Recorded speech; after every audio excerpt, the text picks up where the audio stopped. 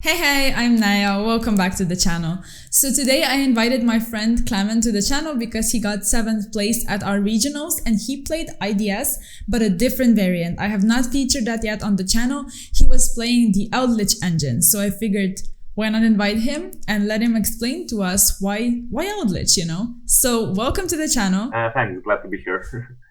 Yeah, no problem. All right, so before we get into it, anything to say about the deck in particular or about your matchups maybe? Yeah, so I tested Drytron a lot and I was gonna play Drytrons, but my younger brother basically took the deck away from me, so, well, here I am. Oh, so you had to play IDS. Yeah, I was kind of forced to. Okay. So what were your matchups like? You went 4-2, if I'm correct, right?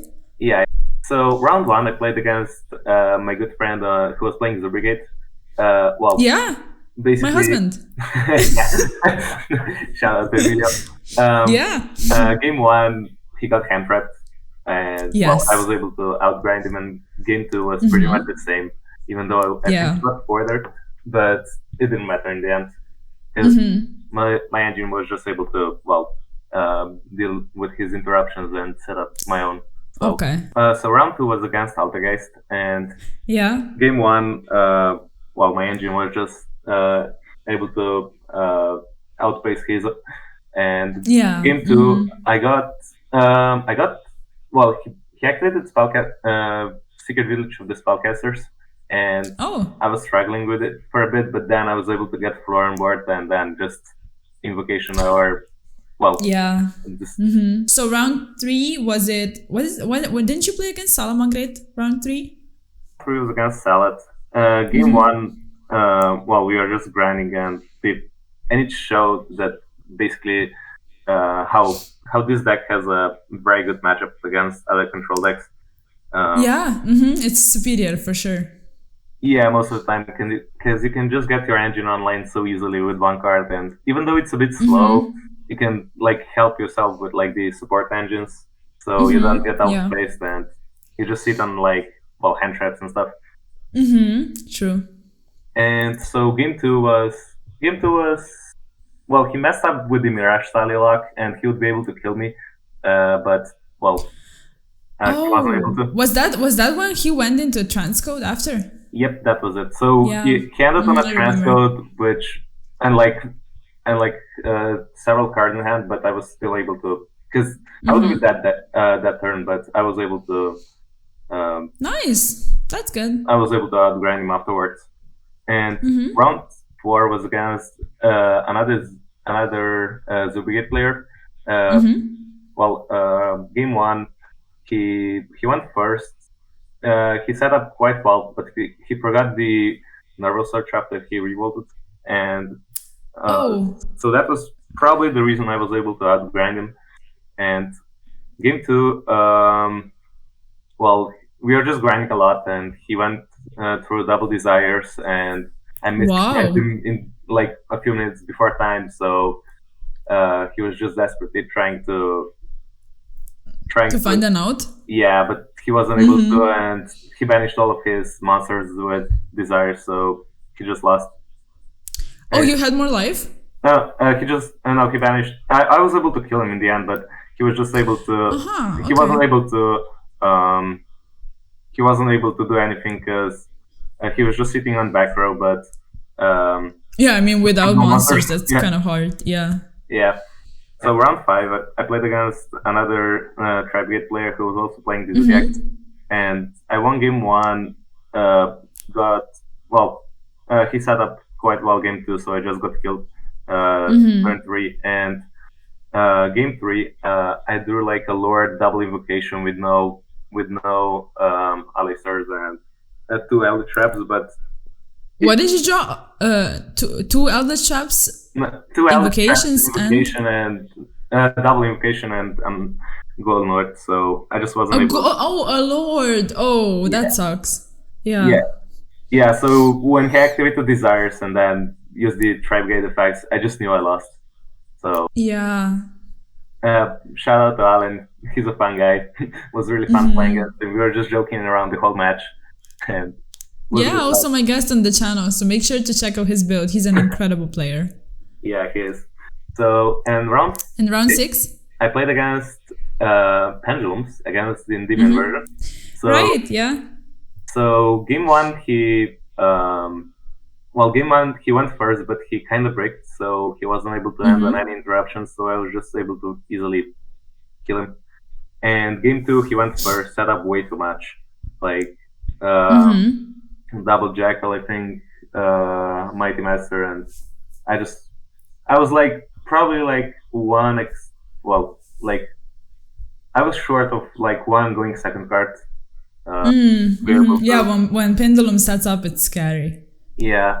So, and game 3, I went first, set up a window, and had like an imperm, I think, in hand, or was it also a Veiler, I think? And basically, he summoned a Pankratops, which was able to trade with Winda very well. So he was just able to do the Pendulum plays main phase 2, and was just able to set up so much for me to come back. That makes sense, yeah.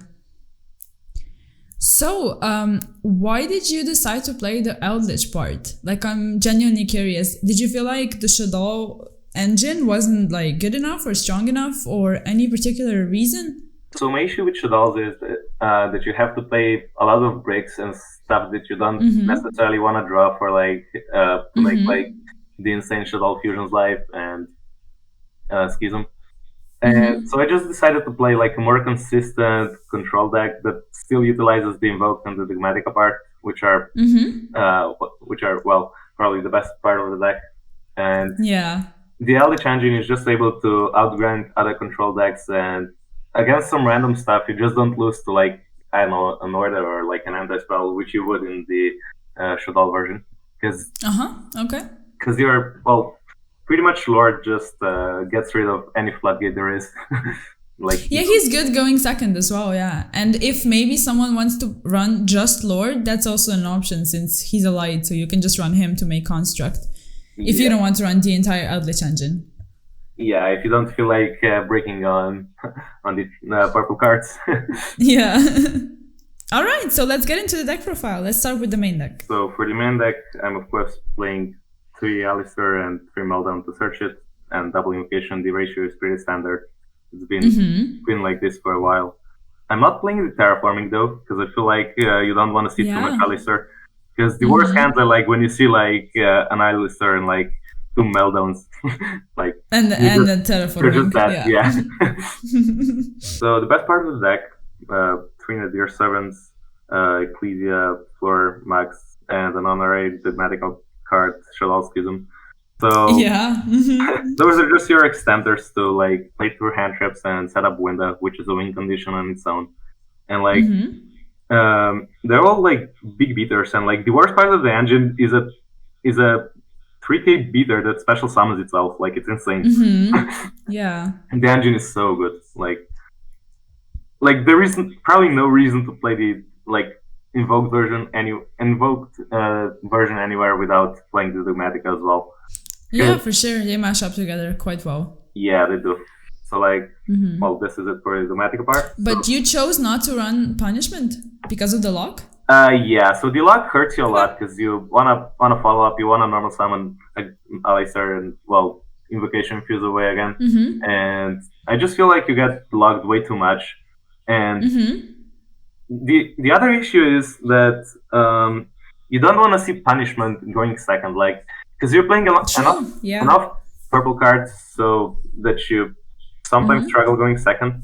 But like a punishment on its own is just that, and like I've talked to some other players that were playing like the standard Dogmatika Invoked versions, and then a lot of them decided to cut the punishment because like it just, even though the card in itself is insane, it just hurts you so much in the next turn. So yeah, I decided to cut it, and it's been Were you satisfied with the cut? Yeah, I never missed it like hard. Okay. The only times when you do miss it like a lot is when you just draw the Ecclesia and no Yeah, only Ecclesia. Yeah, but then I guess you just search floor and wait. Yeah, that's fair. You just do that, and well, floor is still in the gate on the turn, and yeah, true. So for the Eldlich part, I'm playing a pretty standard ratio of double gold north. So in my opinion, you gotta run two, because the other one gets banished way too much, and it's good to start going second, even though it breaks a lot going first. And it does, yes. But it's fair when you use it going second. It's very strong. So yeah, it is. And well, 3 more ways to search gold north and the gold lands. So 3 Curacao lands. So there's a play that comes up a lot when you got like an Alistair and Cursed, so that you search Lord and then Invocation fuse away Lord from hand, and then just Lord summon self back by sending Cursed, and then Cursed can get your engine online. Oh, so you have so you effectively have both engines online with that play. Yeah, even though you don't get like an interruption necessarily with this, because you gotta draw like another Eldlich. Yeah, because you search Sanguine then. I mean, set Sanguine in the end phase with the land. Yeah. Yeah, so, well, and it helps going second, like finding Lord, and just pressures the opponent to have it. And, well, more ways to get to Lord. Well, 3 Scarlet Sanguine. It's the best elixir. Then, well, your interruption. That is triple conch. 3 conch? Yeah. Okay. And double Hekaro.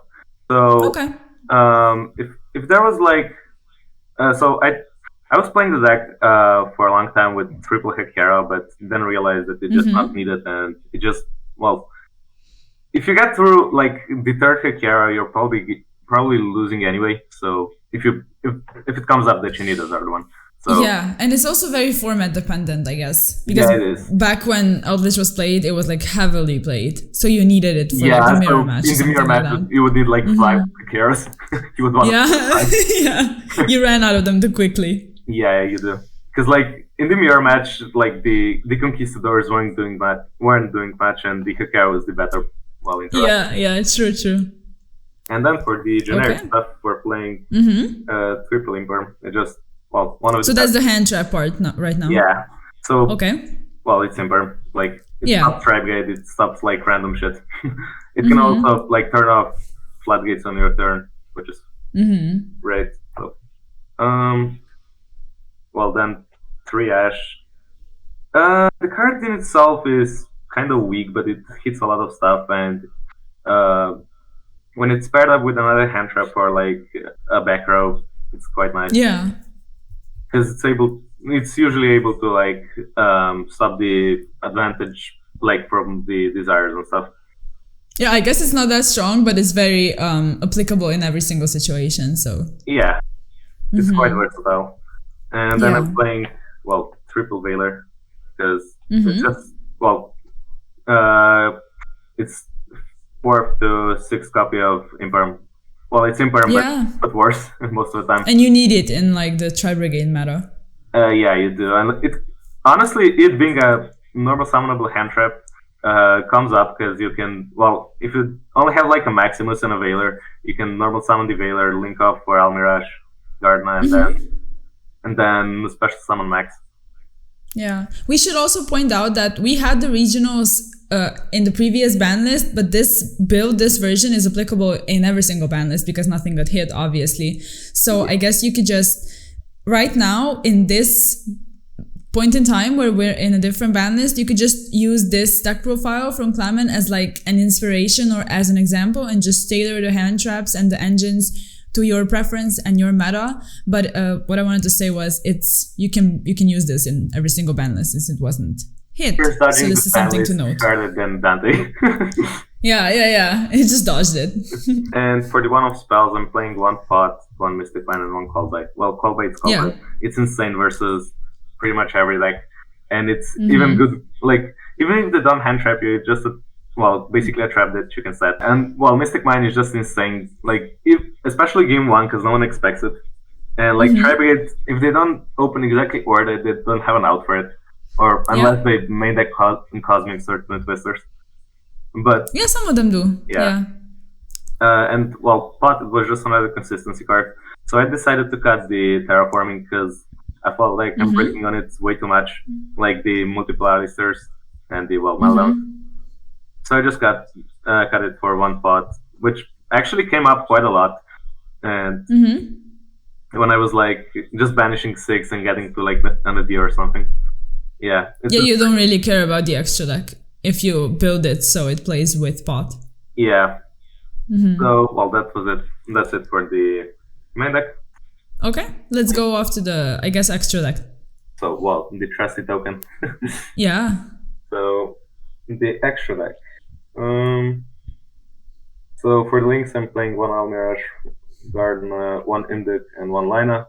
So, the standard Almirage Garden package, well, it's standard in this build because I'm playing Maximus, otherwise I would be running the Magistus Link? Yeah. And Invoked is it's a link one that links up your gold lands and also comes up because it has an effect compared to like... It does have an effect, yes. That no one expected. But and it's also a win for Raijin. True. Which hasn't come up, but well, in testing it did. But hasn't come up at the tournament. So and then one Lina. So Lina is just a generic link that can search like a Veiler. Back in the day when I was playing the Nibiru's in the main deck, it's able to search Nibiru as well. So yeah, you searched it once, didn't you? And like during testing, I remember you did that. The opponent was shook. Yeah, so he was playing Sky Strikers, and he would go. I was at like 5k life, and he would go access pop my field and pop Lina, and I was just searching Nibiru and nibbing him, and then top decking the Oh my god, that's so cool. So yeah, for the Invoked fusions, I'm running double Makaba, Purgatrio, Raijin, and Algidis. So double Makaba is pretty standard. Some people have decided to cut it down to 1, but I feel like... Yes, I've seen that. But I feel like I've got enough space in the extract. So, and Purgatrio is just insane versus like... Well, it just clears up bodies. And yeah, especially since you use Mystic Mine, you can play in unison with Mystic Mine very well with Purgatrio. Yeah, I do. And while Raijin, it's Raijin. It's a Book of Moon that works insane with terraforming. With Meltdown, because you can on fusion summon just Raijin to set and they can chain. And Algidis is this card is insane. Like it's able to pop on opponent's turn as well, which like half of the people didn't know for some reason. Yeah, and then they summon and just get blown out. Yeah. And they're like, I don't know, like special summon Karas, and then I go, I'll give this effect, and they're like, huh? So yeah, that was it for the Invoked fusions. So for the other stuff, I'm playing one Antis. Just a pop going second with Lake and Nadir and the Maximus. Yeah. One Titanic Let and 3 Shadowls. So the Apgalon, Construct, and Windup. So Apgalon obviously to search the Schism, Construct to get it back, and sometimes you can actually summon Construct and send away their light.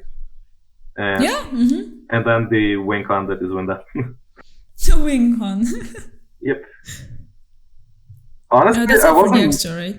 Honestly, I think the only time I made Window was against Pendulums, which it got outed by Pancratops, and against Altageist, out of all things. That was the only time? Yep. I just wasn't like driving it to into stuff that is able to get me to it. And then for the side deck, I forgot one of the cards from the extract. Let's play this. Oh, right. Yeah, that's why I asked. I felt like you didn't reveal that many cards from the extra deck. Okay. Yeah, it doesn't come up as often, but like as often as I wanted it to. But when it does come up, it's insane. It just a quick effect bounce. Yeah, I remember we talked about that. Like when it comes up, when you have too many Eldlich stuff, it just does so much for you. Yeah, because like if you're playing with only Eldlich stuff, there is a possibility that you just get like outgrinded because like you're not having like enough interruptions and like you're just not able to like deal with their board, and play it helps with that a lot. Yeah. And then for the side deck, well, I'm playing Banker Ops, since it's, Banker Ops. I'm playing Triple Lancia, great against Tri-Brigades and Virtual. Yeah. Then I was playing double Nibiru, so Nibiru is, I don't think I ever resolved it. Like, against Tri-Brigade, it can be decent if they don't know what they're doing.